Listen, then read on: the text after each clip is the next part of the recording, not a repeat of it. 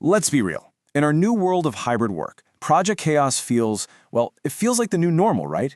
You've got deadlines everywhere, priorities are constantly shifting, and your team is scattered between the office and a dozen different video calls. But what if I told you there are two simple, battle-tested secrets from the world of Agile that could bring some serious order to all that chaos? Well, let's find out. So here's how we're going to break it down. First, we'll dive right into the chaos of modern work. Then, we're going to uncover the power of what I call a shared brain and get into the big debate, physical versus digital tools. After that, we'll explore a super powerful prioritization method called MoSCoW, see the wild predictability it offers, and then finally boil it all down into lessons that literally any team can start using tomorrow. Research from the XP 2022 Agile Conference basically confirmed what so many of us are already feeling. While Agile ideas have spread, this whole hybrid work model, it's throwing a whole new set of curveballs at us. This not quite in the office, not quite remote setup just makes all the old problems like project overload and fuzzy priorities feel 10 times worse.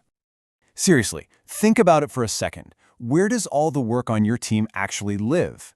Is it buried in 1,000 emails, hiding in Slack threads, scrawled on someone's personal to-do list? See, when work is invisible, it is absolutely impossible to manage. And that feeling of being completely overwhelmed, that's a direct result. This is the problem we have to solve. And the first secret to solving it is this. You've got to give the team a shared brain. Just imagine, for a second, a single, central place where every single task, every idea, every roadblock is visible to everyone, all the time. This isn't just about getting organized. It's about creating a shared reality for the entire team to rally around. Now, the tool for this is, well, it's deceptively simple. It's called a card wall. You've probably heard of it as a Kanban or a Scrum board. But please, don't let that simplicity fool you. This is so much more than a to-do list. Think of it as an information radiator, a central hub that is constantly broadcasting the team's progress. It completely transforms how you see and talk about your work. And the benefits? Oh, they are huge. A review of 22 different studies found that these card walls create what they call radical transparency. Everyone sees everything. No more secrets. They just naturally become a hub for collaboration. And by making work visible, teams can finally get a handle on their work in progress, the number of things they're juggling at once. It helps you stop the overload before it even starts. Okay, so we need a card wall. Got it. The next logical question is, do we go old school with sticky notes on a whiteboard, or do we use a shiny digital tool? In our hybrid world, the answer is way more complicated than you might think. So let's actually look at the pros and cons of each. Physical walls, you guys, they have this unique kind of magic. They're simple, they're always there in the room, and the research even points out the satisfying tactile experience of physically moving a card to the done column. It just feels good. But on the other hand, digital walls are pretty much essential for distributed teams. They offer amazing automation and reporting that you just can't get otherwise. But yeah, neither one is perfect. A physical wall is totally useless to your teammate working from home.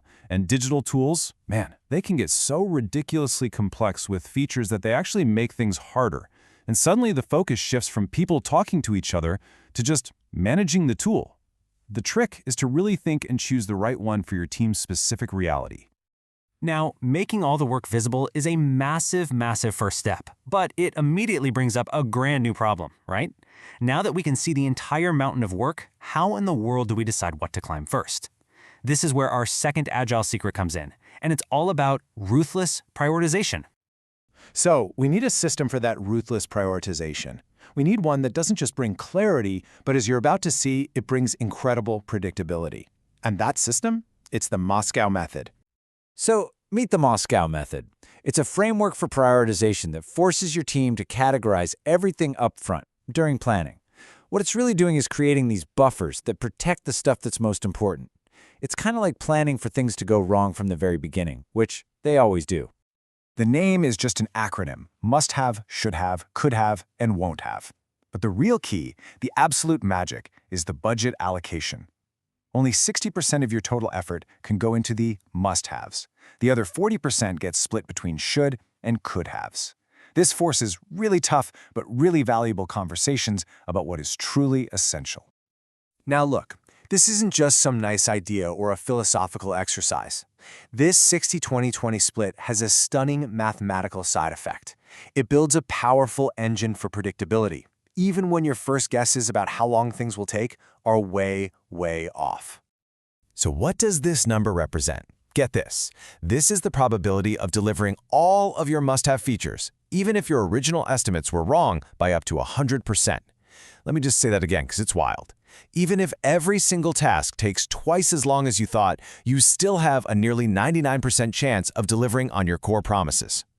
And hey, don't just take my word for it. This is the actual result of complex simulations that were presented at that same XP 2022 conference. As the researcher, Eduardo Miranda, says, the method's resilience is noteworthy. Now, that is academic speak for, holy cow, this is incredibly powerful. This chart just lays the whole trade-off out in really stark terms. So, with a 100% underestimation of effort, a worst-case scenario, you still have that 98.9% chance of delivering your must-haves. But look at the other bars. The probability of delivering your should or could-haves drops to 0. You are consciously and intentionally sacrificing less important work to guarantee you deliver what is absolutely essential. That's the deal. That's the choice you're making. All right, so let's boil all this down. What are the key takeaways? How can any team, it doesn't matter if you're in software or marketing or research, use these ideas to escape the chaos? It really just comes down to 2 core principles. First, practice radical transparency. You have got to get all the work out of people's heads and onto a shared wall, whether that's a real wall or a digital one. Create that shared brain. And second, practice disciplined prioritization. Use a framework like MoSCoW to force an honest agreement on what you must do versus what would just be nice to do. This is how you protect your promises and build trust. And all of this really leaves us with one final crucial question for you to think about. These agile secrets, they force a choice. Do you want your team to be the one that tries to promise everything, constantly living with uncertainty and stress? Or do you want to be the team that promises less, but delivers on those promises with near absolute certainty? The answer to that question is going to define your team's culture and its success.